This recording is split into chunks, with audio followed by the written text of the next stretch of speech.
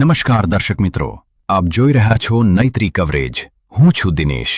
આજના મુખ્ય સમાચાર. નવસારી જિલ્લાના બિલીમોરામાં આજે કેન્દ્રીય જળશક્તિ મંત્રી સી.આર. પાટીલના હસ્તે યાત્રી નિવાસ અને ભોજનાલયનું લોકાર્પણ કરવામાં આવ્યું હતું. આ પ્રસંગે ગુરુ બાલકનાથજી, નવસારી જિલ્લા ભાજપ પ્રમુખ ભૂરાભાઈ શાહ સહિત સંત મહંતો અને આગેવાનો ઉપસ્થિત રહ્યા હતા. કાર્યક્રમ દરમિયાન મહાનુભાવોએ સમાજ સેવા અને યાત્રાળુઓની સુવિધા માટે આ પ્રોજેક્ટને મહત્વપૂર્ણ ગણાવ્યો હતો. નમસ્કાર દર્શક મિત્રો, આપ જોઈ રહ્યા છો નૈત્રી કવરેજ.